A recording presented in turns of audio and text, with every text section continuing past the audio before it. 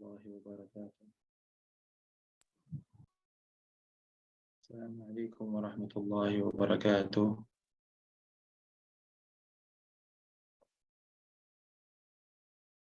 میری آواز کلیئر آ رہی ہے؟ جی سے کلیئر ہے. بسم الله الرحمن الرحيم. الحمد لله رب العالمين، والصلاة والسلام على أشرف الأنبياء والمرسلين سيدنا محمد وعلى آله وصحبه أجمعين، أما بعد. قال الله تبارك وتعالى في محكم التنزيل بعد أعوذ بالله من الشيطان الرجيم بسم الله الرحمن الرحيم.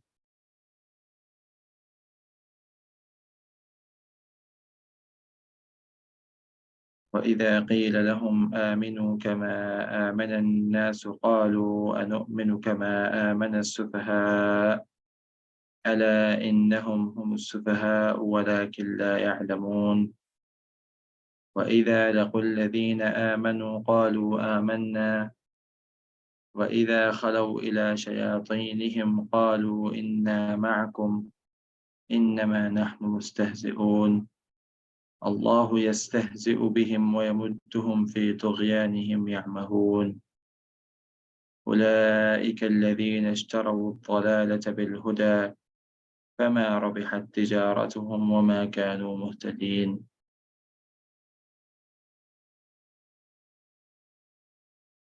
اللہ رب العالمین نے یہاں پہ ان آیات میں سورہ بقرہ کی وہی منافقین کے بارے میں تذکرہ کرتے ہوئے ان کی اور کچھ صفات کے بارے میں مسلمانوں کو خبردار کیا ہے کہ تاکہ مسلمان ان کے اس شر سے محفوظ رہیں اور فوراً پہچان جائیں کہ یہ منافقین جو ہیں یہ ان کی کوئی سازش ہے اور اس سے خبردار رہیں.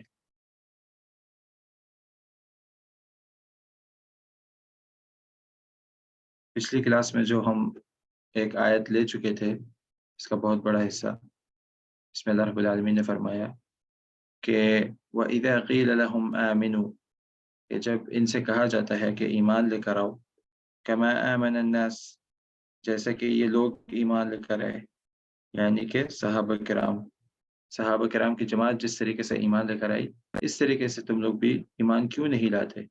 قَالُوا أَنُؤْمِنُ كَمَا آمَنَ السُّفَهَاءُ، یہ آگے سے جواب دیتے ہیں کہ کیا ہم ایسے ایمان لے کر آئے جیسے یہ بیوقوف ایمان لے کر آئے.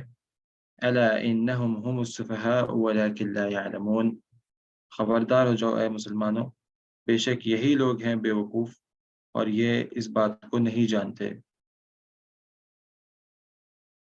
یہاں پہ اللہ رب العالمین نے ان کی صفات بتاتے ہوئے فرمایا کہ کس طریقے سے یہ لوگ، ان سے جب کہا جاتا ہے کہ ایمان لے کر آؤ اس درجے کا، اس لیول کا، جیسے کہ صحابہ کرام ایمان لے کر آئے. اور اللہ رب العالمین نے صحابہ کرام کے ایمان کی گارنٹی قرآن میں کئی مقامات پہ لی ہے، جیسے کہ ایک اور آیت میں اللہ رب العالمین نے فرمایا فَإِنْ آمَنُوا بِمِثْلِ مَا آمَنْتُمْ بِهِ فَقَدِ اهْتَدَوْا، کہ اگر یہ لوگ اس طریقے سے ایمان لے کر آئے جیسے کہ یہ جماعت لے کر آئی ہے، یعنی کہ صحابہ کرام کی جماعت، فَقَدِ اهْتَدَوْا، تو ہی یہ لوگ ہدایت پر ہیں، تو ہی یہ لوگ ہدایت پا سکتے ہیں، تو ہی یہ لوگ ہدایت والے راستے پر ہیں. تو یہاں پہ اللہ رب العالمین نے واضح طور پر صحابہ کرام کے ایمان کی گارنٹی لی اور یہ بتایا، یہ تاکید کی کہ اگر آپ میں سے کوئی بھی ہدایت پانا چاہتا ہے، آپ میں سے کوئی بھی ہدایت چاہتا ہے، آپ لوگوں نے بھی جب کہ ہدایت کی دعا مانگی ہے سورہ فاتحہ میں، تو وہاں پہ اللہ رب العالمین آپ کو جواب دیتے ہوئے کہہ رہے ہیں کہ اگر آپ آنا چاہتے ہیں ہدایت والا راستے پہ تو آپ کا ایمان کا جو ایک طریقہ کار ہے وہ اس طریقے کا ہی ہونا چاہیے، اس درجے کا ہی ہونا چاہیے، اس لیول کا ہی ہونا چاہیے جیسا کہ صحابہ کرام کا تھا. تو گویا کہ اس سے پتہ چلتا ہے کہ کتنا زیادہ یہ ضروری ہے کہ ہم صحابہ کرام کے جو ایمان کا جو درجہ ہے اس کو دیکھیں کہ وہ کس طریقے کا ایمان لے کے آئے تھے. اور یعنی کہ یہی اللہ رب العالمین چاہتا ہے کہ یہی ایمان جو ہے وہ مطلوب ہے باقی تمام مسلمانوں کے لیے، کہ باقی تمام مسلمان بھی اس قسم کا ایمان لے کر آئیں گے تبھی جا کے وہ ہدایت یافتہ ہو سکتے ہیں. اور ہم سب چاہتے ہیں کہ ہم ہدایت پر آئیں، ہدایت یافتہ ہو۔ یہی دعا مانگ کے ہم لوگوں نے اللہ رب العالمین کی کتاب کا آغاز کیا ہے۔ تو پھر ہمیں چاہیے کہ ہم صحابہ کرام کے ایمان کو دیکھیں اور پھر اس جیسا ایمان اپنا بنانے کی کوشش کریں۔ تو یہ لوگ اس ایمان کے اس درجے کو کیا سمجھتے تھے کہ یہ ایمان نہیں ہے بلکہ یہ کیا ہے، بیوقوفی ہے۔ تو پھر اللہ رب العالمین نے ان سے خبردار کرتے ہوئے فرمایا الا انہم هم السفہاء، کہ یہ لوگ در حقیقت بیوقوف ہیں اور یہ اس بات کو جانتے ہی نہیں، کیونکہ صاف واضح آیتیں اللہ رب العالمین کی طرف سے موجود ہیں، صاف واضح نشانیاں اللہ رب العالمین کی طرف سے موجود ہیں، صاف واضح ہدایات اللہ رب العالمین کی طرف سے موجود ہے، پھر بھی ایک بندہ اس سے روگردانی کرے تو در حقیقت بیوقوف وہ ہے۔ اور ایک ہدایت یافتہ شخص کو کوئی اگر بیوقوف سمجھ رہا ہے تو اس کا مطلب یہ ہے کہ وہ خود ہی بیوقوف ہے۔ یعنی کہ ایک شخص ہے جو آ، ایک راستے پہ چل رہا ہے اور اس کے مقابلے میں ایک اور شخص ہے وہ دوسرے راستے پہ چل رہا ہے، دونوں مختلف راستوں پہ چل رہے ہیں اور ان میں سے ہر ایک جو ہے وہ دوسرے کو یہ سمجھ رہا ہے کہ یہ جو دوسرا شخص ہے یہ گمراہ ہے اور میں ہی صحیح ہدایت پر ہوں۔ تو اس کا مطلب یہ ہے کہ ان دونوں میں سے کوئی ایک تو صحیح راستے پر ہے اور دوسرا گمراہ ہے۔ تو یہاں پہ اللہ رب العالمین نے بتا دیا کہ یہ لوگ جو ہیں یہ خود ہی بیوقوف ہیں اور یہ خود ہی گمراہ ہیں، نہ کہ وہ صحابہ کرام کی جماعت۔ یہاں پہ اللہ رب العالمین نے صحابہ کرام کی جو طریقہ ہے، ان کا جو راستہ ہے، اسی کو سیدھا راستہ قرار دیا ہے اور وہی ہدایت والا راستہ قرار دیا ہے، اور اس کے مقابلے پہ جو لوگ ہیں ان کو ہی بیوقوفانہ اور ان کو ہی بے ہدایتی ان کا جو راستہ ہے وہ بے ہدایتوں کا راستہ قرار دیا ہے۔ پھر اس کے بعد اگلی آیت میں اللہ رب العالمین نے یہی موضوع کو جاری رکھتے ہوئے فرمایا ان کے بارے میں وَإِذَا لَقُوا الَّذِينَ آمَنُوا قَالُوا آمَنَّا، جب یہ لوگ ایمان والوں سے ملتے ہیں، ایمان والوں سے ٹکراتے ہیں، وَإِذَا، واو واپس وہی ہمارے ساتھ چلتا ہوا آ رہا ہے۔ واو اس کا مطلب کیا ہوتا ہے عربی زبان میں؟ اور، ٹھیک ہے، واو کا مطلب واو کہاں کے استعمال ہوتا ہے؟ ایک تو میں نے بتایا تھا کہ قسم میں استعمال ہوتا ہے اور پھر دوسرا جو استعمال ہوتا ہے اس کا وہ اور میں ہوتا ہے کہ جیسے ہم لوگ اردو زبان میں اور استعمال کرتے ہیں، اسی طریقے سے عربی زبان میں واو استعمال کیا جاتا ہے، اور بھی اس کے بہت سارے فائدے ہوتے ہیں، وہ ہم انشاءاللہ آگے جا کے دیکھتے رہیں گے۔ اذا یعنی کہ اس وقت، اس لمحے، اس وقت، اس خاص ایک موقع پر جب لقو، جب یہ ملاقات کرتے ہیں، ملتے ہیں، ٹکراتے ہیں، کس سے؟ الذین، ان لوگوں سے جو آمنو، جو لوگ ایمان لے کر آئے، یعنی کہ جب ان کا ٹکراؤ ہوتا ہے، اور ان سے مراد کون ہے؟ یہ اشارہ کس کی طرف ہے؟ یہ اشارہ یہی منافقین کی طرف ہے جو ہمارے موضوع چلتا آ رہا ہے۔ جب ان منافقین کا ٹکراؤ ایمان والوں کے ساتھ ہوتا ہے، قالوا آمنا، تو اس سے کیا کہتے ہیں کہ ہم ایمان لائے، ہم تو وہ لوگ ہیں جو ایمان لے کر آئے ہیں، ہم تو تمہارے ساتھ ہیں۔ وَإِذَا، وَإِذَا، واو اور اذا، اس وقت جب خلو، خلو یعنی کہ خلوت اختیار کرتے ہیں، اکیلے ہوتے ہیں اور لوگوں سے بالکل ہٹ کر رہتے ہیں، جب یہ لوگ وَإِذَا خلو، لوگوں سے خلوت ہوتی ہے ان کی، إِلَى شَيَاطِينِهِمْ، اپنے شیطانوں کے پاس، اپنے ان لوگوں کے پاس کہ جو خود بھی گمراہ ہیں اور دوسروں کو بھی گمراہ کرتے ہیں۔ تو جب یہ ان کے پاس ہوتے ہیں، جب یہ ان کے ساتھ ہوتے ہیں، تو پھر جب ان کے ساتھ یہ خلوت میں ہوتے ہیں، قالوا انا معکم، تو کیا کہتے ہیں کہ ہم تو بے شک تمہارے ہی ساتھ ہیں، انما نحن مستہزئون، انما یہ تأکید کے لیے استعمال ہوتا ہے کہ بے شک نحن، ہم لوگ، مستہزئون کہ ہم لوگ ان کے ساتھ جو کر رہے تھے وہ تو مذاق کر رہے تھے، مستہزئون مذاق کرتے ہیں، مذاق کرنے والے ہیں، یعنی کہ یہ لوگ کہہ رہے ہیں کہ جب یہ ان کا ٹکراؤ ایمان والوں کے ساتھ ہوتا ہے تو یہ کیا کہتے ہیں کہ ہم ایمان لے کر آئے ہیں، اور جب یہ اپنے شیطانوں کے پاس ہوتے ہیں، اپنے شیطانوں کے ساتھ خلوت میں ہوتے ہیں، تو یہ کیا کہتے ہیں کہ ہم تو جو ایمان والوں ہم تو تمہارے ہی ساتھ ہیں، اور ایمان والوں کے ساتھ جو ہم دعویٰ کر کے آئے ہیں کہ ہم ایمان والے ہیں، وہ کیا ہے؟ وہ استہزاء ہے۔ استہزاء اردو میں بھی استعمال ہوتا ہے اور اسی سے نکلا ہے مستہزئون، یعنی کہ مذاق کرنے والے ہیں ہم ان کے ساتھ، جو ان کے ساتھ جو دعویٰ ہے ہمارا وہ مذاق کی بنیاد پر ہے، ہم ان کے ساتھ کھیل رہے ہیں، ہم اپنے دعوے میں سچے نہیں ہیں ان کے ساتھ۔ تو یہاں پہ یہ ان کا رویہ اللہ رب العالمین نے بتایا۔ وَإِذَا لَقُوا الَّذِينَ آمَنُوا قَالُوا آمَنَّا، جب یہ ٹکراتے ہیں ایمان والوں کے ساتھ تو کہتے ہیں کہ ہم ایمان لے کر آئے۔ یہاں پہ اللہ رب العالمین نے سب سے پہلے یہ اشارہ دیا ہے کہ یہ جو منافقین ہیں ان کی صفات میں ایک یہ بھی شامل ہے کہ یہ ایمان والوں کے ساتھ اٹھتے بیٹھتے نہیں ہیں، بلکہ یہاں پہ صرف لقو یعنی کہ ملاقات ہوتی ہے جب ان کی، ٹھیک ہے، یعنی کہ ملاقات کب ہوتی ہے انسان کی؟ جب وہ خود چلتے پھرتے کئی بیچ میں ملاقات ہو جاتی ہے، خود ہی ملاقات ہو جاتی ہے، ٹھیک ہے۔ ان کو ان کے ایمان والوں کے ساتھ اٹھنا بیٹھنا پسند نہیں ہے، صرف یہاں چلتے پھرتے اگر ملاقات ہو گئی تو اسی پہ یہ لوگ اکتفا کرتے ہیں۔ تو یہ اگر ان کی ملاقات ہو جاتی ہے ایمان والوں کے ساتھ تو ان سے کہتے ہیں کہ آمنا، ان سے کیا کہتے ہیں کہ آمنا، ہم ایمان لائے، ٹھیک ہے۔ تو اس میں بھی یہاں پہ بھی صرف ایک مختصر سا ہی ان کا قول اور ان کا رویہ ہوتا ہے کہ یہ کہتے ہیں کہ ہم ایمان والے تو ہیں، ہم ایمان تو لے کر آئے ہیں، ہم وہی تو لوگ ہیں جو ایمان لے کر آئے ہیں۔ وَإِذَا خَلَوْا إِلَىٰ شَيَاطِينِهِمْ، اور جب خلوت اختیار کرتے ہیں اپنے شیطانوں کے ساتھ، تو یہاں پہ ایک دوام کا معنی آتا ہے کہ یہ یعنی کہ یہ جو کام ہے اپنے شیطانوں کے ساتھ خلوت کا، یہ مسلسل ہوتا ہے۔ جب بھی یہ لوگ خلوت اختیار کرتے ہیں، اس کا مطلب ہے جب زیادہ تر یہ جو لوگ ہیں ان کی صفات کیا ہے کہ یہ ایمان والوں کے پاس آپ کو نہیں بیٹھے ہوئے ملیں گے، علم والوں کے ساتھ نہیں یہ بیٹھے ہوئے ملیں گے، بلکہ یہ معاشرے کے ان لوگوں کے ساتھ ہی بیٹھے ہوئے ہوتے ہیں، ان لوگوں کے ساتھ ہی ان لوگوں کے ہی ارد گرد یہ رہتے ہیں جو شیطان قسم کے لوگ ہیں۔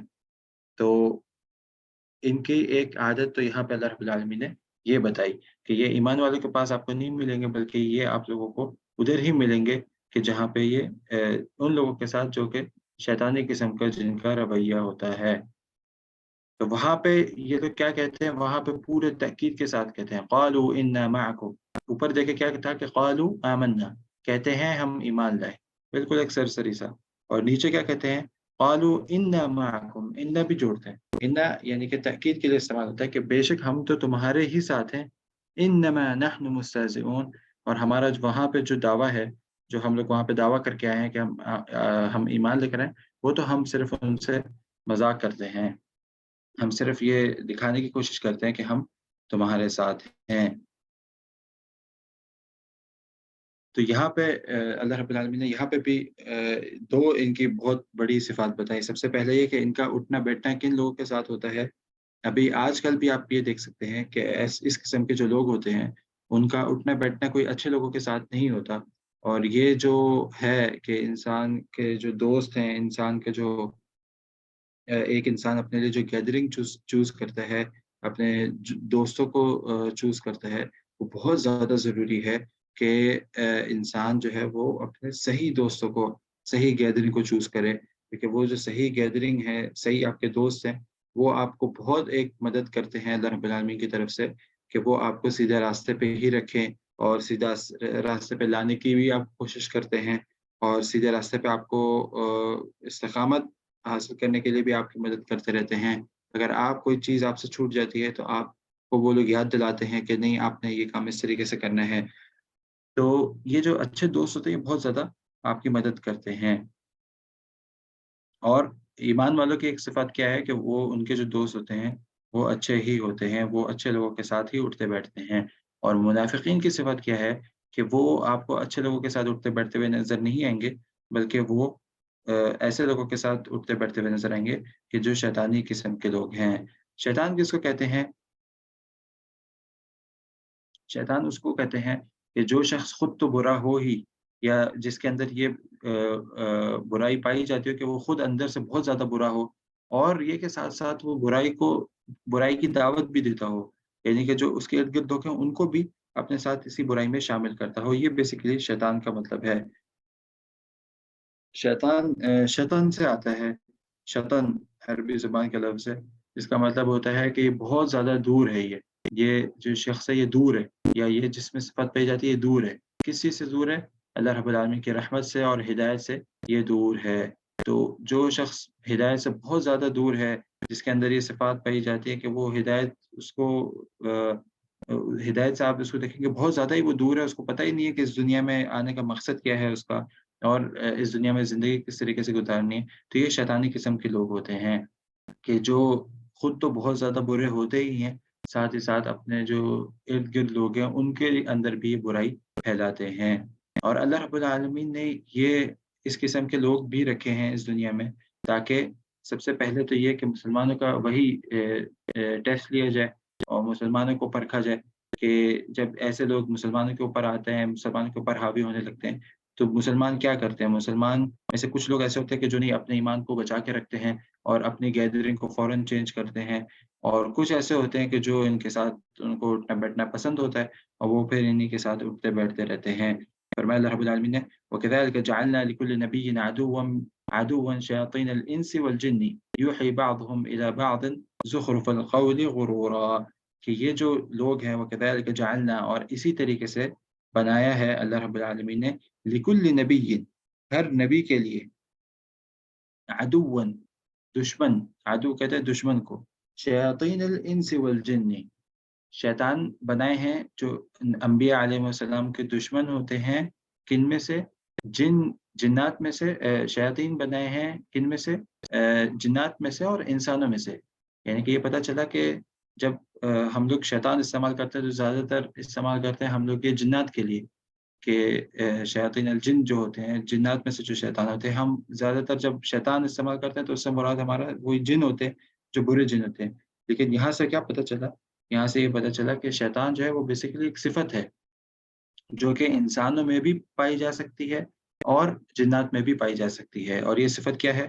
یہ صفت وہ ہے کہ جو خود تو بہت زیادہ گمراہ ہو، ساتھ ہی ساتھ اس کا کام ہی یہ ہو کہ وہ اپنے ارد-گرد جو لوگ ہیں، اپنے ارد-گرد جو اس کے سراؤنڈنگ جو ہے، اس کو بھی یہ لوگ گمراہ کرتے ہیں۔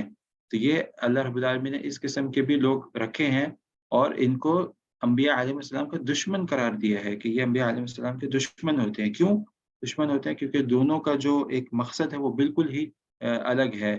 انبیاء علیہم السلام کا کیا مقصد ہے کہ خود ہدایت پر رہنا اور اپنے ارد-گرد لوگوں کو ہدایت پر رکھنا۔ یہ ایک انبیاء علیہم السلام کا مقصد ہوتا ہے اس دنیا میں آنے کا، اور یہی پھر مقصد جو ہے وہ باقی مسلمانوں میں، باقی جو مؤمنین ہیں ان کے اندر یہ شفٹ ہوتا رہتا ہے کہ ایک سچے پکے مومن کا کام یہ ہے کہ وہ خود بھی ایمان، اپنے ایمان کی بھی حفاظت کرے اور ساتھ ساتھ اپنے ارد-گرد وہ جو بھی اچھی باتیں ہیں اس کو پھیلائے اور لوگوں کو بھی ہدایت کی طرف لے کر آئے۔ لیکن یہ شیطان جو ہے ان کا مقصد بالکل اپوزٹ ہے۔ جب ان کا مقصد بالکل اپوزٹ ہے تو پھر یہ آپس میں دوست نہیں ہو سکتے۔ ایسا نہیں ہو سکتا کہ یہ ایک بالکل ہدایت یافتہ شخص اور جو کہ ہدایت کا کام کرتا ہو اور اس کے دوستوں میں کوئی ایسا شامل ہو کہ جو خود بہت زیادہ برا ہو اور ساتھ ہی ساتھ اپنے ارد-گرد وہ برائی ہی پھیلاتا ہے۔ تو ایسے یہ دونوں شخص آپس میں دوست کبھی بھی نہیں ہو سکتے، بلکہ یہ اللہ رب العالمین نے ان کو دشمن قرار دیا کہ انبیاء علیہم السلام کے دشمن ہوتے ہیں، اور ساتھ ساتھ انبیاء علیہم السلام کے دشمن ہوتے ہیں تو اس کا مطلب یہ ہے کہ یہ مؤمنین کے بھی دشمن ہوتے ہیں۔ تو یہ کیا کرتے ہیں شیاطین الانس والجن یوحی بعضهم الی بعض زخرف القول غرورا، کہ یہ دھوکے کا آپس میں جو ان کے باتیں ہوتی ہیں دھوکہ دینے والی، یہ آپس میں ایک دوسرے کے اندر یہ شیئر کرتے ہیں، یعنی کہ اس کی بات اس کے پاس، اس کی بات اس کے پاس، اور تاکہ یہ کہ لوگوں کے اندر فتنہ پھیلے، اور یہ اس کو بھی یہ کیا مذاق کا نام دیتے ہیں کہ ہم تو یہ صرف مذاق کر رہے ہیں۔ تو اس قسم کے جو کام یہ سارے شیطانی کام ہیں۔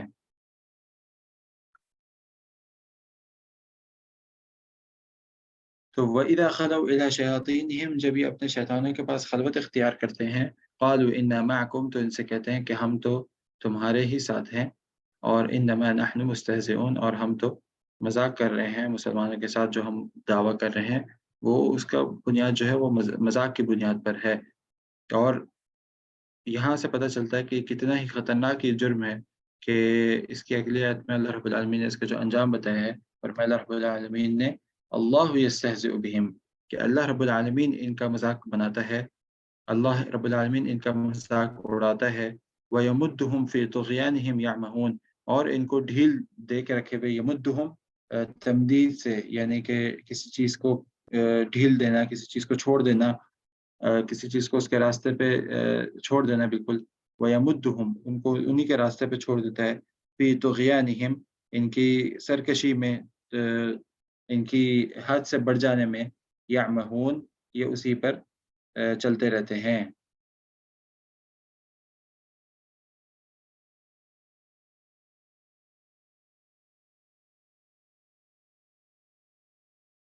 यहाँ पे अल्लाह रब्बुल आलमीन ने इन लोगों का जो अंजाम है वो बताया कि इनका अंजाम क्या है कि अल्लाह रब्बुल आलमीन दर हकीकत इनका मज़ाक बनाता है।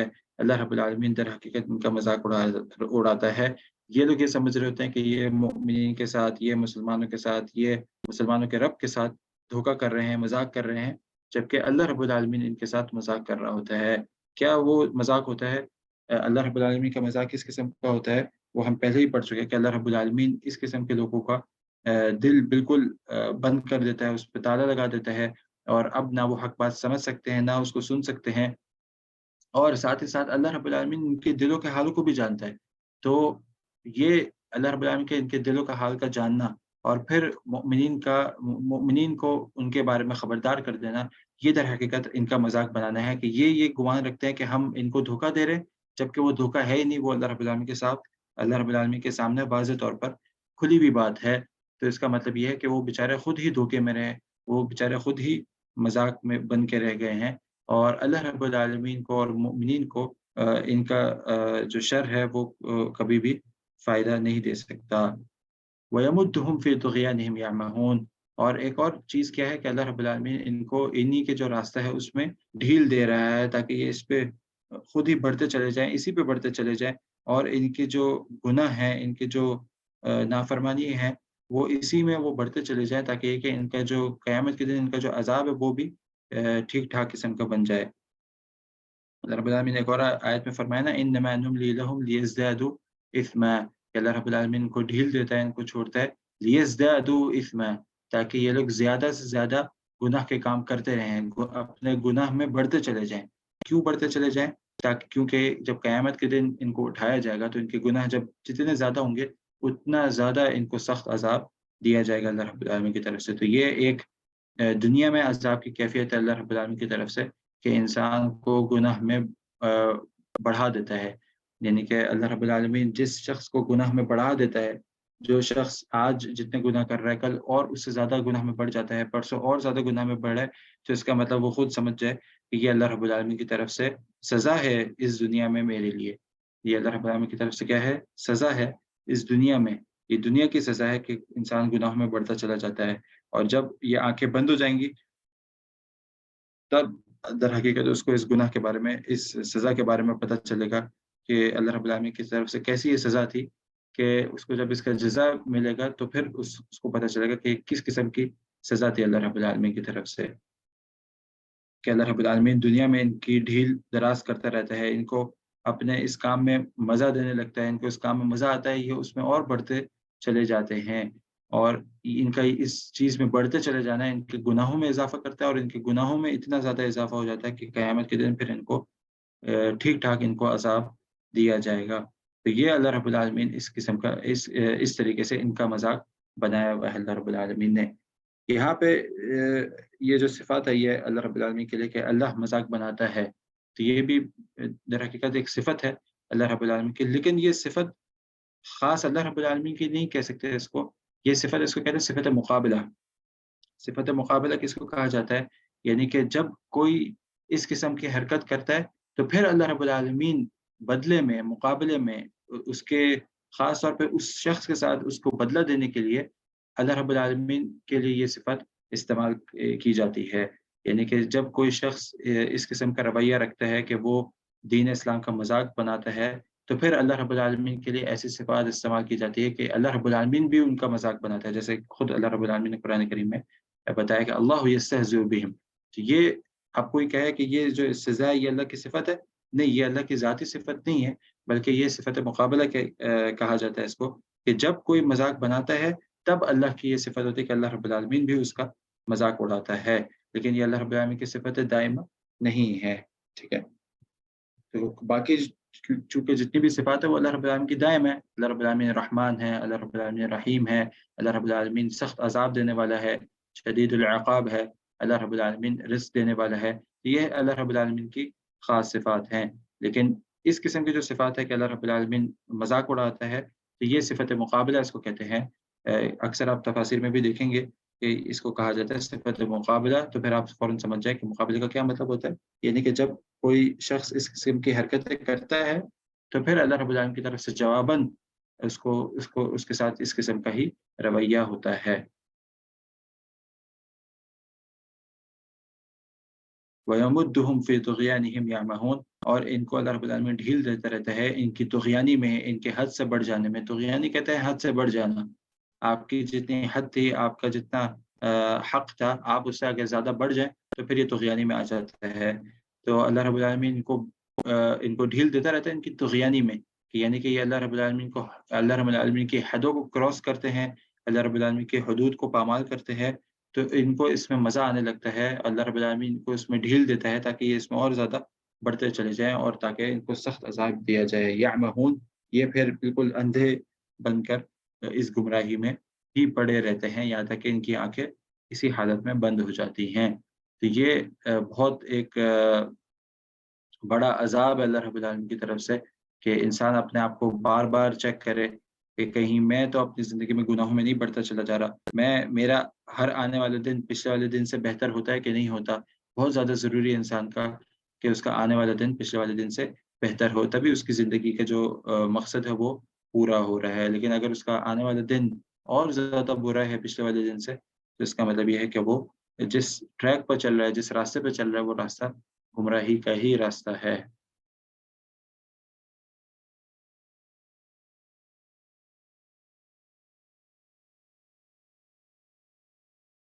دوسری صفات ہم نے یہ بولی کہ سب سے پہلی صفت یہ ہے کہ ان کا ایک تو اٹھنا بیٹھنا اچھے لوگوں کے ساتھ نہیں ہوتا، اور دوسرا یہ کہ وہ لوگ جو ہے مسلمانوں کا ساتھ جو یہ دعویٰ کرتے ہیں کہ ہم ایمان لے کر آئے، تو ان کو یہ بات اندر سے بھی پتہ ہوتی ہے، اور وہ اس کو ایک قسم کا مذاق بنا کے اس کو مسلمانوں کے ساتھ اس کو کر رہے ہوتے ہیں کہ مسلمانوں کے ساتھ جیسے وہ مذاق کر رہے ہیں کہ مسلمانوں کو یہ کہتے ہیں کہ ہم آپ کے ساتھ ایمان لے کر آئے ہیں، اور در حقیقت وہ لوگ ایمان نہیں لائے ہوتے۔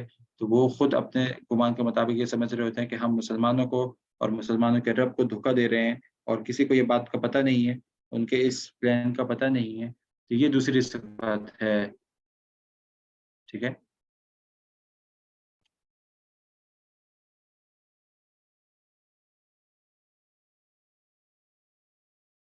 اچھا، اس کے بعد اللہ رب العالمین نے ان کے بارے میں یہ بتا کے کہ ان کے ساتھ کس قسم کا معاملہ ہوتا ہے اس دنیا میں اور آخرت میں ان کے ساتھ کس قسم کا معاملہ ہوگا، اس کے بعد اللہ رب العالمین نے فرمایا کہ انہوں نے در حقیقت کام کیا کیا ہے، انہوں نے در حقیقت کام کیا کیا ہے۔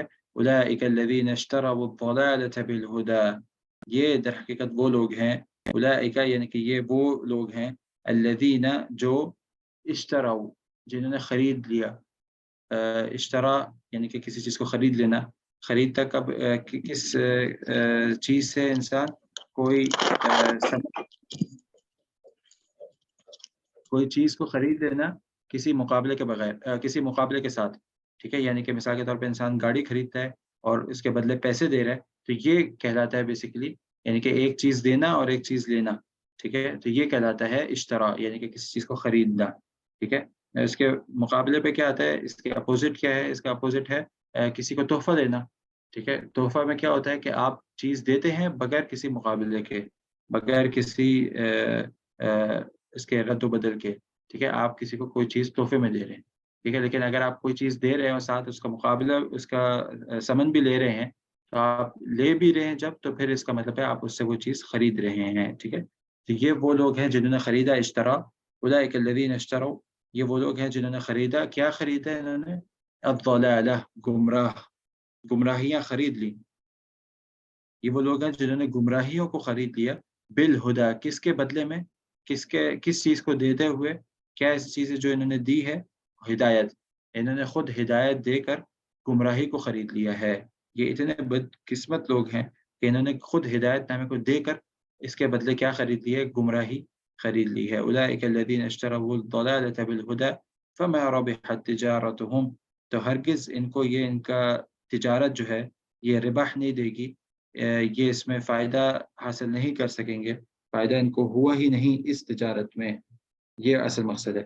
فما ربحت تجارتهم، ان کو اس تجارت سے بالکل بھی فائدہ نہیں ہوا، یہ جو تجارت انہوں نے کی ہے इससे इनको बिल्कुल भी फ़ायदा नहीं हुआ। वमा कानू मुहतदीन, और ये हरगिज़ हिदायत पर नहीं थे।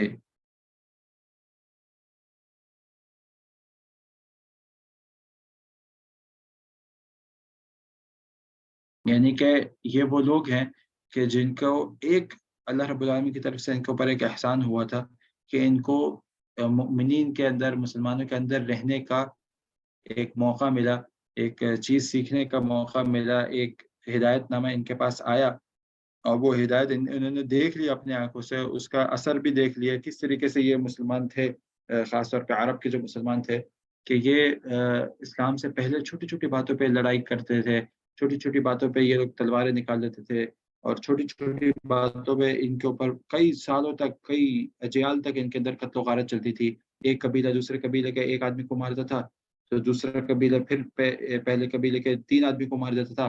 फिर इनका ये जो कबीला है, फिर ये इनके ना 5 आदमी को मारता था। इस किस्म के अंदर इनके इनके अंदर ये आपस में लड़ते ही रहते थे। और फिर किस तरीके से जब इस्लाम आया, तो फिर ये लोग एक-दूसरे की जान लेने के बजाय एक-दूसरे के लिए जान देते थे। किस तरीके से एक पूरा मुआशरा मदीने में ख़ास तौर पे इन्होंने देखा कि पूरा मुआशरा ही तब्दील हो गया। किस तरीके से लोग एक-दूसरे के लिए सैक्रिफ़ाइस कर रहे थे, एक-दूसरे के लिए कुर्बानियाँ दे रहे थे और मुसलमान बिल्कुल एक इकट्ठे होके रह रहे थे और एक सही माबूद की इबादत कर रहे थे।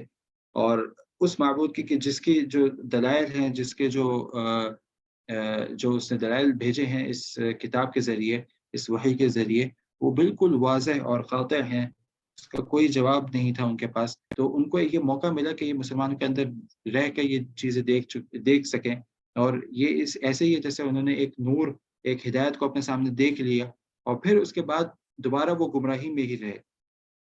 यानी कि ये वो लोग हैं कि जिनके पास ये हिदायतनामा बिल्कुल सही तरीके से पहुँच गया। यानी कि मक्का में जो लोग थे, उनको बहुत सारे ऐसे लोग थे कि जब मक्की दौर में जब मुसलमान जो थे, उनको सही तरीके से इस माशरे के बारे में नहीं पता था कि ये क्या कह रहे हैं। सिर्फ़ सुनी-सुनाई बातें, सब एक-दूसरे को यही सुनी-सुनाई कहते थे कि ये जो मुसलमान हैं, इनसे दूर रहें, इनकी बात ना सुनें।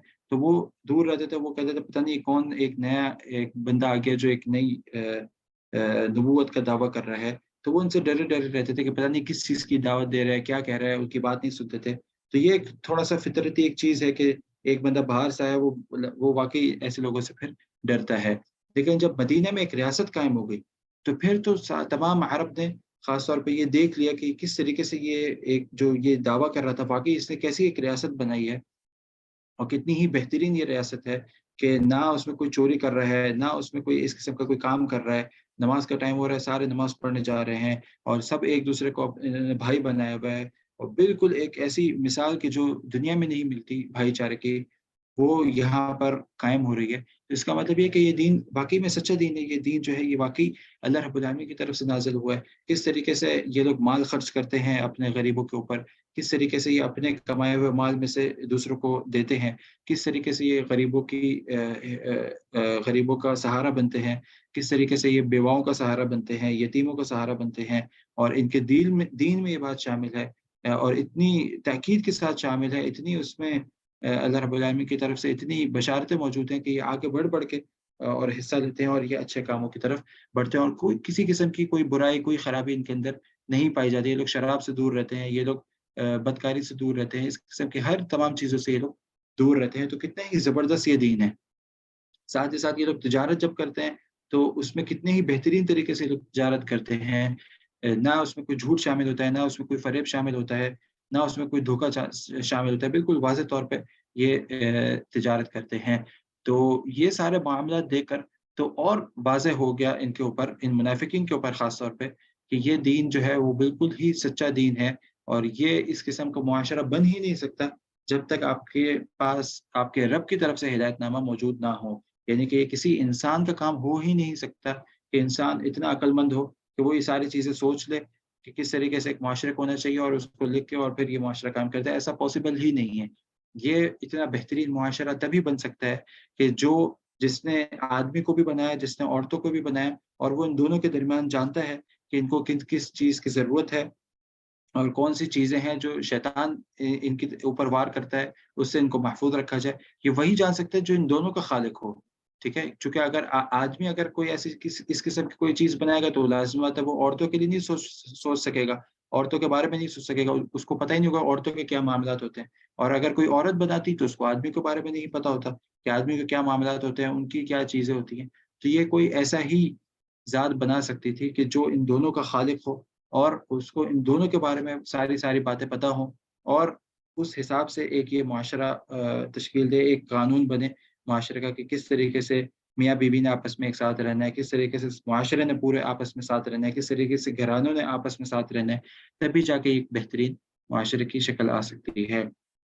تو یہ اتنا بہترین معاشرہ جب کہ بن چکا ہے اور اس میں سارے کی ساری اچھی باتیں ہی موجود ہیں، اس میں کوئی غلط چیز موجود نہیں ہے، تو پھر لازمی طور پہ واضح طور پہ یہ پتہ چلتا ہے کہ یہ کوئی ایسی ذات کی طرف سے آیا ہے کہ جو تمام جہان کا خالق ہے، وہ تمام جہان کا خالق ہے، اس کو تمام چیزوں کے بارے میں پتہ ہے، تبھی اس نے سب بالکل ایک بہترین طریقے سے پورا معاشرے کے قانون اور قواعد بنائے ہیں تاکہ یہ معاشرہ جو ہے یہ ہر قسم کی برائی سے محفوظ رہ سکے اور ہر قسم کی اچھائی اس میں شامل ہو۔ تو یہ وہ لوگ ہیں جنہوں نے یہ ساری ہدایت ملنے کے باوجود انہوں نے کیا کیا؟ ہدایت کو دے کر اور گمراہی خرید لی، ہدایت کو انہوں نے بیچ دیا گمراہی کے بدلے۔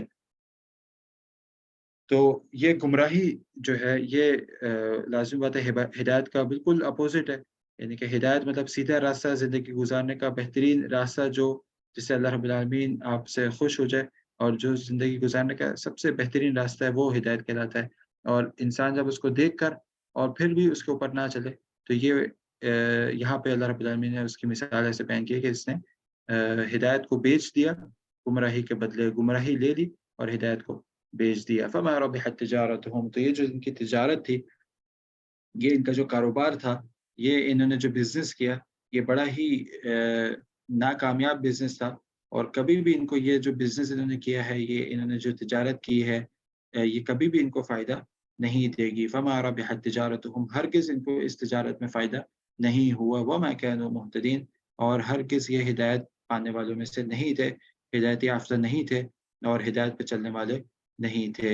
یہاں پہ اللہ رب العالمین نے ان کی اس عمل کے بارے میں بتایا، یہ جو سارے انہوں نے کام کیے ہیں، کس طریقے سے انہوں نے ایک بری چیز کو اپنے لیے اختیار کیا اچھی چیز کو چھوڑ کے یا اچھی چیز کے مقابلے میں۔ اچھی چیز کو یہ دیکھ چکے تھے، پہچان چکے تھے، اور اس کے بعد بھی انہوں نے کس طریقے سے اسے روگردانی کی اور بری چیز کو پسند کر لیا اپنے لیے۔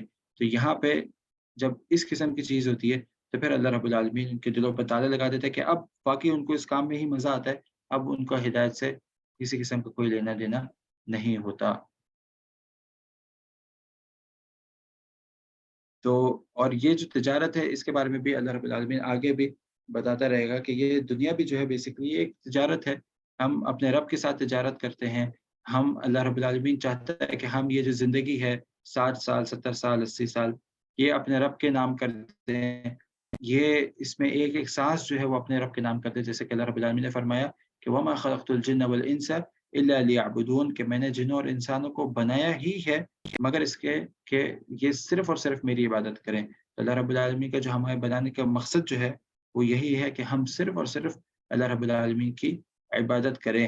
تو یہ اللہ رب العالمین ہم سے چاہتا ہے کہ یہ دنیا ہے، اس میں یہ دنیا تم میرے نام کر دو اور اس کے بدلے میرے سے جنت کا لے لو، جنت کا سودا لے لو کہ جو ہمیشہ ہمیشہ کی زندگی ہے۔ یہاں تو انسان 60 سال 70 سال تک زندہ رہتا ہے، اور اصل اس میں مقصد یہی ہے کہ جب آپ کی آنکھیں بند ہو ہمیشہ کے لیے، تب آپ کے اندر یہ بات موجود ہو کہ میں نے زندگی بالکل اس طریقے سے گزارنی ہے جس طریقے سے میرے رب کی طرف سے مجھے احکامات دیے گئے ہیں، اور پیارے پیغمبر محمد رسول اللہ صلی اللہ علیہ وسلم کی طرف سے مجھے ہدایتیں مل چکی ہیں۔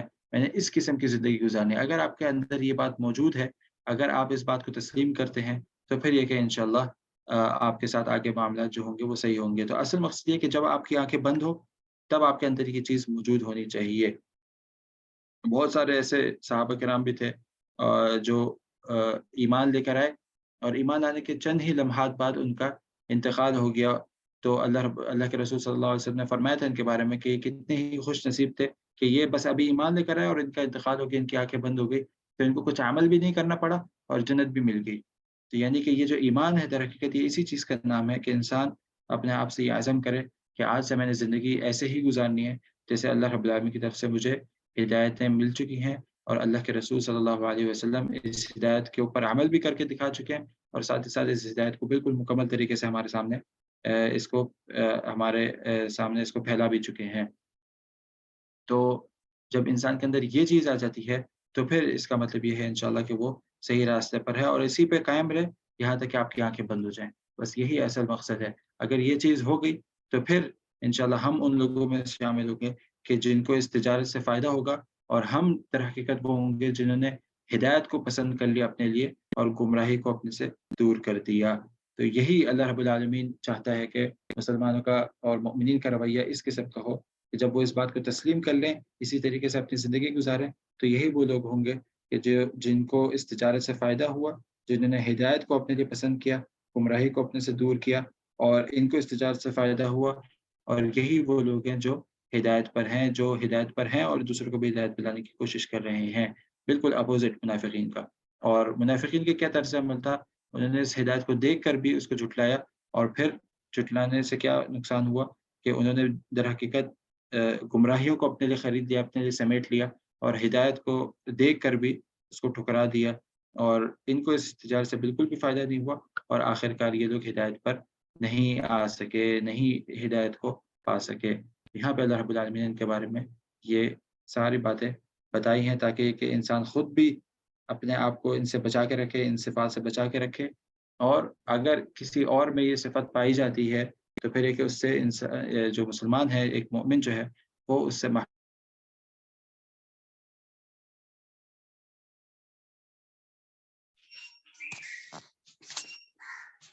Safe driving mode.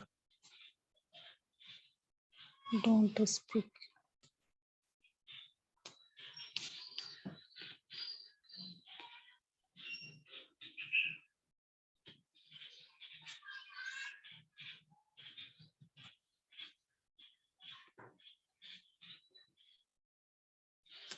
کیا ہو گیا؟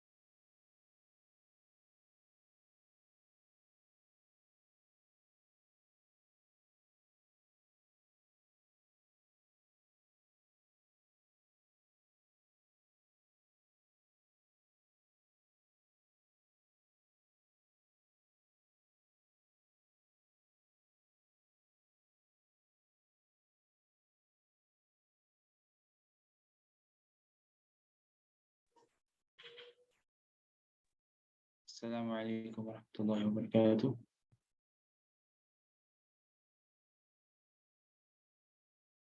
السلام علیکم ورحمۃ اللہ وبرکاتہ. میری آواز صاف آ رہی ہے؟ وعلیکم السلام ورحمۃ اللہ وبرکاتہ. جی سے اچھا، تو ہم یہ کہہ رہے تھے کہ یہاں پہ کس طریقے سے اللہ رب العالمین نے بتایا ہے کہ مومنین جو ہے، لازمی بات ہے کہ جو منافقین کی جو صفات ہے، مومنین اس کے بالکل اپوزٹ ہوتے ہیں. اور مومنین کی کس قسم کی صفات ہیں اور وہ بھی آپ کو پتہ چلتی ہے، اور ساتھ ساتھ منافقین کی جو صفات ہے وہ بھی آپ کے سامنے اللہ رب العالمین نے واضح طور پر کھول کے رکھ دی ہیں. ہاں، یہاں پہ ہمارا موضوع یہ چل رہا تھا کہ اگر ہمیں کسی کو پتہ چل جائے کسی ارد گرد میں کسی شخص کا کہ وہ اس کے اندر اس قسم کی صفات پائی جاتی ہیں، تو اللہ کے رسول صلی اللہ علیہ وسلم کا کیا طرز عمل ہوتا تھا کہ ہمارا یہی کام ہے، اللہ کے رسول سے یہی ہدایت ملتی ہے کہ اللہ کے رسول صلی اللہ علیہ وسلم اس کے ساتھ اچھا ہی معاملہ رکھتے تھے. اور اس کے ساتھ اچھا معاملہ رکھنے کا کیا مقصد ہوتا تھا کہ تاکہ یہ دین کی طرف ہی ہے. ہمارا کام یہ نہیں ہے کہ ہم کسی کے اوپر فتویٰ لگائیں کہ یہ فلاں منافق ہے فلاں یہ ہے. نہیں، یہ سارا بتانے کا مقصد یہ ہے کہ آپ کو پتہ چل گیا کہ یہ اس میں صفات پائی جاتی ہے، آپ کسی طریقے سے اپنے اچھے کردار سے، اپنی اچھی باتوں سے، اپنے اچھے دلائل سے اس کو اپنی طرف لانے کی کوشش کریں. ٹھیک ہے؟ ہاں، آپ کو جب پتا ہوگا کہ اس کے اندر یہ صفات پائی جاتی ہے تب آپ اس سے بچ سکتے ہیں. ٹھیک ہے؟ تو یہاں اللہ رب العالمین نے جو آپ کو بتایا اس کا مقصد یہ ہے کہ آپ اس کے شر سے محفوظ رہیں. ایسا نہ ہو کہ وہ آپ اس کو وہی پکا سچا مسلمان سمجھ رہے ہوں اور وہ آپ کو یہ گمراہ کر بیٹھے. ٹھیک ہے؟ نہیں، یہ نہیں ہے، بلکہ یہاں پہ بتانے کا مقصد یہ ہے کہ تاکہ مسلمان اس سے بچ کے رہیں، اس کے شر سے محفوظ رہیں، اور اس کو یہ سمجھے کہ یہ غلط راستے پر ہے اور اس کو صحیح راستے پہ لانے کی کوشش کریں. جو اس قسم کے لوگ ہیں، نارمل عوام کو تو چاہیے اس قسم کے لوگوں سے دور رہیں، اور جو تھوڑا سا دین کی نالج رکھتے ہیں وہ ان سے پھر بھی قربت رکھ سکتے ہیں. قربت اس حوالے سے کہ آپ ان کی مجلس میں نہ جائیں، بلکہ کوشش کریں اس کو اپنی مجلس میں لے کر آئیں. ٹھیک ہے؟ آپ اگر ان کی مجلس میں بیٹھے ہوئے تو یہ اچھی بات نہیں ہے، یہ اس قسم کی قربت نہیں ہوتی. ٹھیک ہے؟ ہاں، قربت کیسے ہوتی ہے کہ اس کو اپنے ساتھ رکھیں اور اس کو اپنے اندر شامل کریں، تو پھر یہ کہ انشاءاللہ آپ اس کو صحیح راستے پہ، آپ کی یہی نیت ہو کہ اللہ رب العالمین اس کو سیدھے راستے پہ لے کر آئے. ٹھیک ہے؟ ہمارا کام کسی کے اوپر فتوی بازی کرنا نہیں ہے، ہمارا کام کسی کو اپنے سے دور کرنا نہیں ہے. اللہ کے رسول صلی اللہ علیہ وسلم کا یہی طرز عمل ہوا کرتا تھا. کہ مشرکین مکہ کتنے ہی سخت تھے مسلمانوں کے اوپر، اور کتنا زیادہ ظلم کرنے والے تھے، لیکن اللہ کے رسول صلی اللہ علیہ وسلم کے ان کے ساتھ جو معاملہ تھا وہ اسی قسم کا تھا کہ نہیں، آپ ہماری طرف آئیں، ہماری باتوں کو سیکھیں. اللہ کے رسول جب بھی ان سے بات کرتے تھے پیار کے انداز میں کرتے تھے، ان کو پیار سے ہی دعوت دینے کی کوشش کرتے تھے کہ تاکہ یہ حق بات کو قبول کریں. اللہ کے رسول صلی اللہ علیہ وسلم کی حدیث ہے کہ تم لوگ جہنم کے اندر کودے چلے جا رہے ہو. تمہاری حالت تو یہ تھی کہ تم لوگ انسانیت یعنی کہ جہنم کے اندر کودے چلی جا رہی ہے، اور اللہ کے رسول ایک ایک کو پکڑ کے پیچھے سے اس کی کمروں سے پکڑ کے اللہ کے رسول اس کو پیچھے ہٹا رہے ہیں. تو اتنی ہی فکر، اتنی ہی تکلیف ہمیں بھی ہونی چاہیے کہ ہم اگر کسی اپنے بھائی میں سے یا کسی کو ایسے کو دیکھیں کہ جس کے اندر یہ صفات پائی جاتی ہیں، تو ہمارے اندر اسی قسم کی تکلیف ہو کہ یار کیسے میں اس کو صحیح راستے پہ لا سکتا ہوں، کیسے میں اس کو اپنی طرف لا سکتا ہوں، کیسے میں اس کو گمراہی سے نکال سکتا ہوں. نہ کہ اس کے اوپر فتوی بازی کر کے کہ نہیں تم تو ہو ہی منافق، اور تم تو نماز بھی نہیں پڑھتے، اور تمہارے اندر تو یہ بھی برائی ہے، لہٰذا تم میرے سے دور رہو. تو یہ کبھی بھی ایک مومن کا طرز عمل نہیں ہوتا. ٹھیک ہے؟ مومن کا کام ہی یہ ہے کہ آپ کو اگر پتہ چل گیا کسی کے بارے میں تو آپ اس کو اپنی طرف لے کر آئیں. ٹھیک ہے؟ یہ بتانے کا مقصد صرف یہ ہے، اس کے شر سے محفوظ رہیں، آپ اس کی مجلس میں نہ جائیں، آپ ان کے دوستوں کے اندر نہ ملیں، بلکہ اس کو اپنی طرف لے کر آئیں. وہ جب بھی آپ کے ساتھ بیٹھا ہو آپ اس قسم کی کوئی اچھی بات کریں قرآن و حدیث کی، تاکہ یہ کہ وہ اس کو سنیں اور اس کے اوپر اللہ رب العالمین، پھر یہ کہ آخر کار یہ ہے کہ ہدایت اللہ کے پاس ہے. اگر اس نے کوئی ایک ایسا اچھا چیز آ گیا اس کے اندر کہ یار میں چلو سنتا تو ہوں، کم سے کم کیا ہے، ہو سکتا ہے اس میں کوئی میرے لیے فائدہ ہو سکتا ہے اللہ رب العالمین اس کی یہ چھوٹی سی بات کو ہی دیکھ کر اللہ رب العالمین اس کا دل پھیر دے. ٹھیک ہے؟ اللہ رب العالمین تو چاہتا ہے کہ لوگ جو ہیں، بندے جو ہیں وہ ایمان لے کر آئیں، لیکن پہلا قدم جو ہے وہ بندے کو ہی اٹھانا پڑتا ہے. اللہ رب العالمین کئی مقامات پر یہ بتا چکے ہیں کہ پہلا قدم بندہ اٹھائے، پھر اس کے بعد اللہ رب العالمین اس کے لیے کیسے راستے کھولتا ہے وہ خود دیکھ کر پریشان ہو جاتا ہے بندہ کہ میں نے تو صرف ایک قدم اٹھایا تھا، میں تو صرف یہ نیت کی تھی کہ آج سے میں اس طریقے کی ہی زندگی گزاروں گا، اور کس طریقے سے اللہ رب العالمین نے یہ میرے راستے کو آسان کر لیا ہے. تو یہ کچھ باتیں تھی جو منافقین کے بارے میں تھی، اور اس کے بعد یہ کہ اللہ رب العالمین ہمیں ان کی مثال بیان کرے گا. اگلی انشاءاللہ کلاس میں ہم دیکھیں گے کہ کس طریقے سے اللہ رب العالمین نے ان کی مثال بیان کی ہے اور اس سے ہمیں کیا کیا فائدے حاصل ہوتے ہیں. تو یہ تو یہاں پہ انشاءاللہ ہماری آج کی کلاس ختم ہوتی ہے، اور یہ کے ساتھ ساتھ آپ لوگوں نے پچھلی کلاس میں کیا کیا فائدے حاصل کیے وہ بھی بتا سکتے ہیں، اور اگر کسی کا کوئی سوال ہے تو وہ بھی پوچھ سکتا ہے.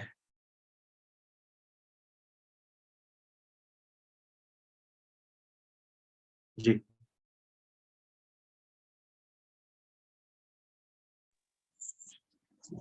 शेख जो आज पॉइंट नोट किया वो बता दूं. ہاں بالکل بتا دیں. जी शेख, आज जो हमने सीखा वो आया नंबर 14 से ये कि हम नेक दोस्त बनाएं, नेक और सालेह दोस्त बनाएं. और दूसरी चीज़ ये कि हम अपनी खिलवत को देखें. जैसे कि हम आजकल ये करते हैं कि लोगों से जब मिलते हैं तो बहुत ही नेक जाहिर करते हैं, लेकिन खिलवत में हम नहीं ध्यान देते अपने अपने नफ्स की तरफ और गुनाहों में पड़ जाते हैं. तो ये हम देखें कि हम खिलवत में कैसे हैं. और दूसरी बात ये कि बाज़ दफ़ा ऐसा होता है कि हम कहते हैं कि हम हमें हिदायत चाहिए और दुआ भी करते हैं कि हिदायत की दुआएं भी करते हैं, लेकिन हम उस पर अमल नहीं करते हैं. अगर हमें हिदायत चाहिए तो हम ऐसी नेक काम करें, नेक काम को करने में जल्दी करें. ہاں بالکل ایسے ہی ہے کہ جب انسان، میری آواز صاف آ رہی ہے؟ جی جی شیخ. جب انسان ہم بلکہ سورہ فاتحہ میں یہ دیکھ چکے ہیں کہ یہ دو ہی چیزیں جب ملتی ہیں تبھی وہ مکمل ہدایت کہلائی جاتی ہے. ایک تو یہ، اس میں کیا تھا، کون سی ایسی دو چیزیں جو ملتی ہیں جو پوری ہدایت ہوتی ہے؟ ایک اس میں تھا علم آپ کے پاس، ٹھیک ہے، کہ آپ کے پاس وہ علم موجود ہو، ہدایت نامہ جو ہدایت ارشاد ہے وہ آپ کے پاس موجود ہو. اور دوسرا یہ کہ آپ پھر اس کے اوپر، دوسرا کیا ہے، آپ اس کے اوپر عمل کریں. ٹھیک ہے، یہی علم نافع کہلاتا ہے کہ آپ کے پاس سب سے پہلے تو نالج ہونی چاہیے، اور پھر اس کے بعد یہ کہ نالج اگر آپ کے پاس ہے تو پھر اس کے بعد آپ اس نالج کے اوپر عمل کریں. اگر آپ کے پاس نالج ہے، آپ اس کے اوپر عمل نہیں کر رہے، تو پھر اس کا مطلب ہے یہ آپ کے لیے علم نافع نہیں ہوا. ٹھیک ہے، آپ نے اس کے اوپر عمل ہی نہیں کیا، بلکہ قیامت کے دن یہی جو علم ہے، جو صحیح علم ہے، وہ آپ کے اوپر حجت بن کر آ جائے گا. وہ آپ کے اوپر سوال کرے گا کہ اللہ رب العالمین یہ مجھے جانتا تھا، پھر بھی اس نے میرے اوپر عمل نہیں کیا.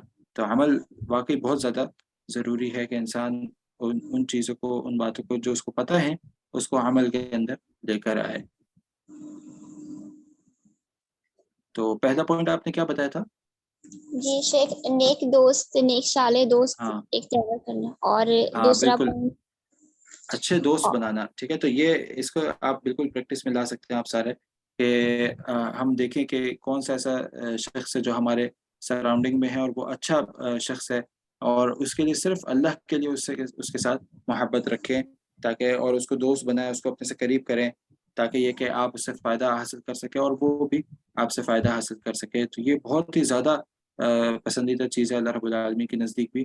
کوئی شخص کسی دوسرے شخص سے صرف اللہ کی رضا کے لیے محبت کرے، اللہ کی رضا کے لیے اس سے ملنے جائے، اللہ کی رضا کے لیے اس کا خیال رکھے، اس کے بارے میں پوچھتا رہے، تو یہ اللہ کے لیے بہت زیادہ محبوب ہے اللہ کے نزدیک یہ بات.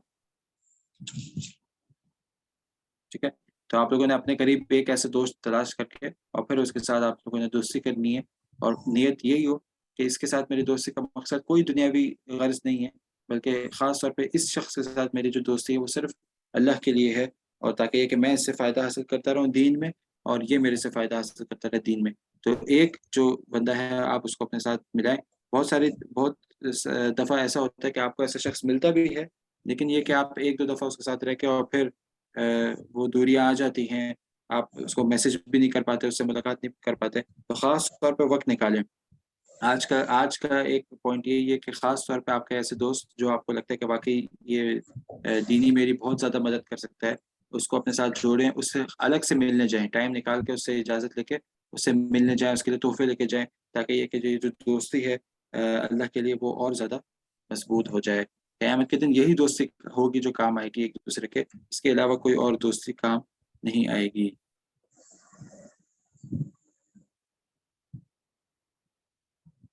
جی، اور کوئی بات، اور کوئی چیز؟ جی شیخ، دوسری پوائنٹ کے خلوت میں گناہ سے بچیں. ہاں بالکل، خلوت میں یہ کہ خلوت میں جیسے ہم نے یہاں بھی دیکھا جب وہ اپنے شیطانوں کے ساتھ خلوت میں ہوتے تھے، تو خلوت میں بہت زیادہ ضرورت ہوتی ہے کہ انسان جو ہے وہ اپنے دماغ میں بات رکھے کہ اللہ رب العالمین مجھے ہمیشہ ہر وقت دیکھ رہا ہے، اور اللہ رب العالمین سے کوئی بھی چیز چھپی بھی نہیں ہے۔ کل کو اگر میرے سے یہ سوال ہوتا ہے کہ آپ نے یہ گناہ کیوں کیا، تو میں اس کا کیا جواب دے سکتا ہوں؟ تو اس سے انسان کو چاہیے کہ اپنے آپ کو محفوظ رکھے بہت زیادہ۔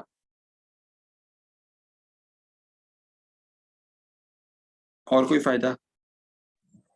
جی شیخ، تھرڈ یہ کہ ہم صرف دعا نہیں اور بلکہ عمل بھی کریں، ہدایت جو بھی مومن کی صفات ہیں اس پر عمل کریں اور نیکی کے کام میں جلدی کریں۔ بالکل، یہ نیکی کے کام میں جلدی بھی بہت زیادہ ضروری ہے کہ انسان نیکی کے کام میں جلدی کرے۔ یہ واحد ایک ایسی چیز ہے کہ جس میں آپ آپس میں مسابقہ بھی کر سکتے ہیں، آپس میں ایک دوسرے سے جسے کہتے ہیں نا حسد اور جیلس بھی کر سکتے ہیں کہ یہ بندہ دین کے کاموں میں اتنا آگے تو میں کیوں نہیں ہوں۔ تو یہ ایک جو جیلسی ہے نا دین کے کام میں، یہ مطلوب ہے کہ انسان ایک دوسرے سے اس قسم کا وہ کرے کہ یہ دیکھو میرا فلاں دوست ہے، یہ تہجد کی نماز بھی پڑھتا ہے اور میں نہیں پڑھتا، میں کیوں نہیں پڑھتا؟ تو پھر میں بھی پڑھوں، کل سے میں بھی انشاءاللہ کوشش کروں گا کہ میں پڑھوں گا۔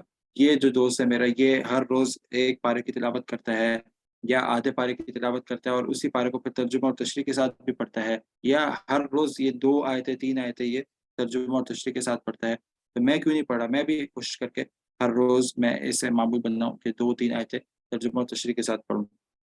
یہ جو میرے دوست ہے یہ ہر نماز کے بعد تھوڑی قرآن کی تلاوت کرتا ہے، میں کیوں نہیں کرتا؟ تو میں بھی کل سے انشاءاللہ کوشش کروں گا کہ میں قرآن کی تلاوت کروں۔ یہ جو میرا دوست ہے یہ پوری سنتیں بھی ادا کرتا ہے، فرائض تو کرتا ہے، یہ سنتیں بھی ادا کرتا ہے، تو میں کیوں نہیں کرتا؟ تو پھر کل سے انشاءاللہ میں بھی یہ کرنے کی کوشش کر دوں گا۔ اللہ رب العالمین نے قرآن کریم میں کیا فرمایا؟ وَسَابِقُوا إِلَىٰ مَغْفِرَةٍ مِّن رَّبِّكُمْ، ایک دوسرے سے سبقت لے جاؤ، ایک دوسرے سے آگے بڑھنے کی کوشش کرو۔ إِلَىٰ مَغْفِرَةٍ مِّن رَّبِّكُمْ، اپنے رب کی مغفرت کی طرف، وَجَنَّةٍ عَرْضُهَا السَّمَاوَاتُ وَالْأَرْضُ، اور اس جنت کی طرف جس کا جو طول اور عرض ہے وہ آسمان اور زمین کے برابر ہے۔ تو اس جنت کی طرف اور اپنے رب کی مغفرت کی طرف ایک دوسرے سے سبقت لے جاؤ، ایک دوسرے سے آگے بڑھو، ایک دوسرے سے ریس لگاؤ، ٹھیک ہے؟ تو صحابہ کرام بھی یہ کیا کرتے تھے کہ یہ فلاں جب یہ کام کر رہا ہے تو میں کیوں نہیں کر رہا، فلاں ذکر اذکار کر رہا ہے تو میں کیوں نہیں کر رہا، فلاں صدقہ دے رہا ہے تو میں کیوں نہیں کر رہا۔ تو یہ ان کے ایک ایمان کا ایک طرز تھا جو اس کو آپ لوگ بالکل اپنے اندر لے کر آ سکتے ہیں۔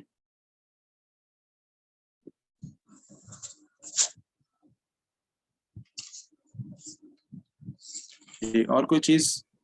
13 جی لوگوں شیخ، میں 13 لوگ ہیں، 13 اور کسی کو کوئی فائدہ نہیں حاصل ہوا؟ آپ لوگ لکھ کے بھی بتا سکتے ہیں۔ اور السلام علیکم ورحمۃ اللہ۔ وعلیکم السلام ورحمۃ اللہ۔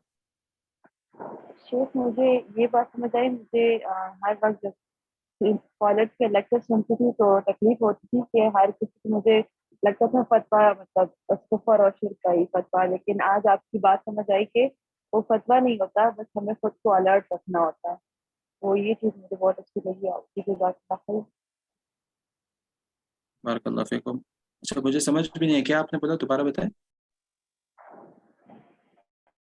میں کہہ رہی ہوں کہ نارملی میں اسکالرس کو جو سنتی ہوں تو مطلب بار بار ایسے فیل ہوتا ہے جیسے یہ فتویٰ جھاڑ رہے ہیں، ہر وقت لگتا ہے کہ فتویٰ ہے، کفر کا فتویٰ ہے، لیکن آپ کے لیکچر سے لگا کہ یہ فتویٰ نہیں ہے، یہ ہمیں خود کو خبردار کرنا ہوتا ہے کہ یہ چیز ان میں موجود ہے، تو اس سے ہم نے خود کو بچانا ہے۔ ہاں بالکل ایسے ہی ہے، اس لیے آپ جب بھی صحیح عالم دین کو دیکھیں گے نا تو وہ کبھی بھی کسی انسان کے اوپر فتویٰ نہیں لگاتا، بلکہ وہ اس عمل کے اوپر فتویٰ لگا رہا ہوتا ہے کہ یہ جو عمل ہے یہ کفری عمل ہے، یہ جو عمل ہے یہ شرکی عمل ہے، ٹھیک ہے؟ تو وہ عمل کے اوپر آپ بھی کوشش کریں کہ اپنے دوستوں سے جب بات کریں یا ایسے لوگوں سے بات کریں تو پھر اس عمل کے بارے میں بات کریں، نہ کہ اس شخص کے بارے میں۔ اس شخص کے بارے میں بات کرنے کے لیے آپ کو پورا اس کے بارے میں دیکھنا پڑتا ہے کہ اس کے پاس علم تھا کہ نہیں تھا۔ آپ کسی کے بارے میں کہہ رہے ہیں کہ اگر یہ کافر ہے یا یہ منافق ہے تو آپ کو اس کے بارے میں بہت ساری تحقیق کرنی چاہیے، بہت ساری تحقیق آپ کے پاس ہونی چاہیے، اس کے بعد ہی آپ یہ کر سکتے ہو۔ وہ بھی کوئی قاضی کر سکتا ہے، یعنی کہ جو جج ہوتا ہے وہ کر سکتا ہے کہ ہاں یہ اس میں یہ چیز ہے اور یہ کافر ہے، اس بات سے یہ کافر ہو جاتا ہے۔ اس میں بھی یہ ہے کہ اس کے پاس اس چیز کا علم ہے کہ نہیں جو اس نے بولا ہے، اس نے اپنے کم علمی کی وجہ سے تو نہیں بولا، اس کا دماغی توازن صحیح ہے کہ نہیں، ایسا تو نہیں کہ اس کا دماغی توازن صحیح نہیں ہے تو پھر اس کا کوئی اس کی بات کا کوئی اعتبار نہیں کیا جائے گا، اس پہ اس کو سزا نہیں دی جائے گی۔ تو یہ بیسیکلی بتانے کا مقصد یہ ہے کہ یہ جو کام ہے یہ کورٹس میں ہوتا ہے، ججز کرتے ہیں، یہ جو اسلامی شریعت کو فالو کرتے ہیں وہ یہ چیز دیکھتے ہیں کہ ہاں یہ بندہ نے یہ بات کہی ہے تو یہ بات کفریہ ہے، اور اس سے یہ جو بندہ ہے یہ کافر ہو جاتا ہے اور اس کے اوپر باقاعدہ حد وہ ہوگی. لیکن یہ عام آدمی کا کام نہیں ہے کہ کسی کے اوپر کافر ہونے کا فتویٰ لگائے. ہاں وہ اس عمل کو وہ بول سکتا ہے کہ یہ جو عمل آپ کر رہے ہیں یہ کفری اور شرکی عمل ہے. کیوں؟ پھر اس کے آگے وہ دلیل دے کیونکہ یہ اس میں یہ چیز ہے، اس میں یہ چیز ہے. تو یہ آپ بالکل کر سکتے ہیں کہ یہ جو عمل ہے اس کو کفریہ بولیں اور اس کو شرکیہ بولیں، نہ کہ اس شخص کے اوپر حکم لگائیں. جی شیخ، جزاک اللہ خیرن کثیرا.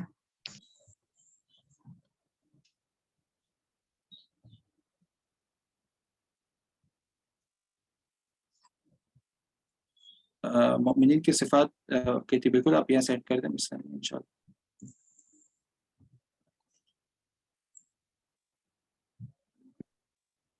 بالکل یہاں پہ سینڈ کر دیں. شیخ ایک اور پوائنٹ یہ ہے کہ ہم جیسے کہ جب دین کی طرف آتے ہیں اور نماز وغیرہ پڑھنے لگتے ہیں یا پھر کچھ بھی عمل کرنے لگتے ہیں تو خود کو بہت ہی بڑا سمجھنے لگتے ہیں. جیسا کہ آپ نے کہا تھا کہ مطلب جو نہیں بھی عمل کرتے اس کو بھی ہمیں ابھارنا چاہیے، اس سے بھی تھوڑی بہت دوستی رکھنی چاہیے، دور سے ہی صحیح لیکن دوستی رکھنی چاہیے تاکہ وہ بھی دین کی طرف آئیں. اور لیکن ہماری ایسی رویے کی وجہ سے مطلب ہم ان کو کہتے ہیں کہ آپ بہت گناہ گار ہو وغیرہ وغیرہ ان پہ کہہ کر اور ان کو بھی دور کر دیتے ہیں، جو وہ قریب ہوتے ہیں دین سے اور بھی ان کو دور کر دیتے ہیں. تو ہمیں اپنے عمل سے ظاہر کرنا چاہیے کہ ہم ان کو دین کی طرف لائیں.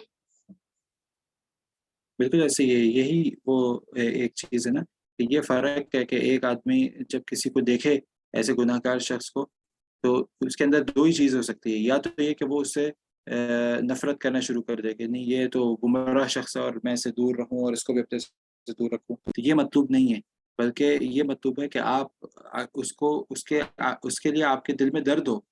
ٹھیک ہے، یعنی کہ جیسے اللہ کے رسول صلی اللہ علیہ وسلم کو درد ہوتا تھا، تکلیف ہوتی تھی کہ یہ لوگ کیوں میری بات نہیں مان رہے، کیوں یہ لوگ جہنم کی طرف جا رہے ہیں، اور کس طریقے سے میں ان کو اس راستے سے نکال کے جنت کے راستے کی طرف چلا دوں. تو ہمیں بھی چاہیے کیونکہ ہم اللہ کے رسول کے مشن کو ہی پورا کر رہے ہیں، تو ہمیں چاہیے کہ ہم اللہ کے رسول کے مشن کو اس طریقے سے پورا کریں جس طریقے سے اللہ کے رسول نے کیا.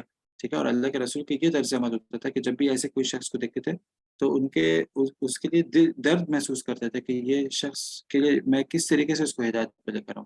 تو ہمیں بھی یہ چاہیے کہ ہم بھی اسی قسم کا رویہ ان کے ساتھ رکھیں.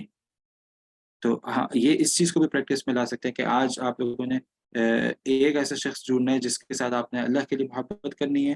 ٹھیک ہے، اللہ کے لیے اس کے ساتھ دوستی کرنی ہے، اس کو ہر روز کوشش کر کے ہر روز ایک دو دن چھوڑ کے ہر روز اس کے بارے میں معلوم کرنا ہے، اور آپس میں ایک معاشرے کو ایسے کرنا ہے کہ آپس میں سارے آپ ایک دوسرے کے بارے میں ہر چیز جانتے ہوں. کسی کو کوئی تکلیف ہے، کسی کو کوئی چیز ہے، وہ اتنے اس کے قریب ہو جائے کہ وہ سب سے پہلے آپ کے ساتھ شیئر کرے تاکہ یہ کہ آپ اس کی مدد کر سکیں.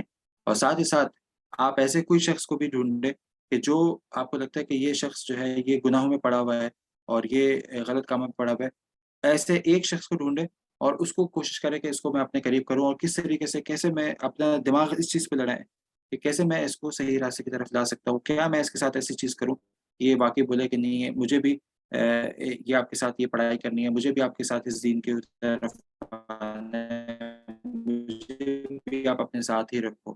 کتنا میں اس کو اچھے طریقے سے اس دین کو پریزنٹ کر سکتا ہوں کہ وہ اس دین کو قبول کرے. ٹھیک ہے، تو یہ دو شخص آپ لوگوں نے ڈھونڈنے ہیں اور پھر ان کے اوپر محنت شروع کرنی ہے. ٹھیک ہے، ایک اسٹوڈنٹ نے یہاں پہ ماشاءاللہ مومنین کی صفات ساری جمع کی ہیں، تو آپ سب ان کو پڑھ بھی سکتے ہیں. اللہ کے عذاب سے ڈرتے رہتے ہیں، مومنین کی واقعی صفات ہے کہ وہ اللہ کے عذاب سے ڈرتے رہتے ہیں. ہر وقت ان کو یہ ایک فکر ہوتی ہے کہ اللہ رب العالمین جہاں پہ رحمان اور رحیم ہے اس کے ساتھ ساتھ شدید العقاب بھی ہے، سخت عذاب لینے والا ہی. اپنی شرم گاہوں کی حفاظت کرتے ہیں. بالکل آگے ہم یہ پڑھیں گے صفات اس قسم کی کہ شرم گاہوں کو کس طریقے سے مومنین حفاظت اس کی کرتے ہیں. بدکاری اور بے حیائی کے کاموں سے دور رہتے ہیں. اپنی امانتوں اور وعدوں کی نگہبان کرتے ہیں. ہاں بالکل یہ وہ صفت ہے کہ جس کا اپوزٹ منافقین کی صفت میں شامل ہوتی ہے، یعنی کہ جو امانت کی حفاظت نہیں کرتے یہ منافقین کی صفت ہے، اور اپنے وعدے خلافی کرتے ہیں یہ بھی منافقین کی صفت ہے. जो कोशिश करे कि छोटे-छोटे मामलात में भी जब आप इंसान वादा करता है कि मैं कल आपसे मुलाकात करूँगा, तो कोशिश करे कि उसको पूरा करे, क्योंकि ये मोमिनीन की सिफ़त है। और छोटी-छोटी अमानतें जो आपको कोई देता है, चाहे वो जितनी भी छोटी हो, लेकिन उसकी हिफ़ाज़त करे, क्योंकि ये भी मोमिनीन की सिफ़ात है। अपनी शहादतों गवाहियों पर कायम रहते हैं और अपनी नमाज़ों की हिफ़ाज़त करते हैं।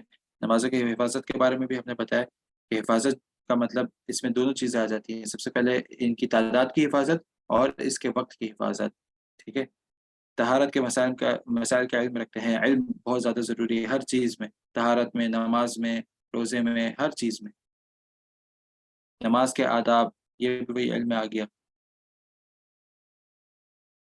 हाँ, अल्लाह की तमाम नाफ़रमानियाँ, जो बड़ी नाफ़रमानी है उससे दूर रहते हैं, और जो छोटी-छोटी नाफ़रमानियाँ हैं उसकी कसरत में नहीं पड़ते, ठीक है? नाफ़रमानियाँ तो हो ही जाती हैं इंसान से, लेकिन जैसे ही हो जाती है फ़ौरन उससे तौबा करते हैं और ये कहते हैं कि इंशाअल्लाह अगली दफ़ा ये नहीं होगी।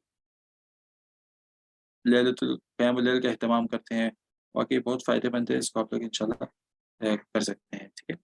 तो बस यहाँ पे इक्तफ़ा करते हैं, बाकी इंशाअल्लाह अगली क्लास में सुब्हान रब्बिका रब्बिल इज़्ज़ति अम्मा यसिफ़ून, सलामुन अलल मुरसलीन वल्हम्दुलिल्लाहि रब्बिल आलमीन।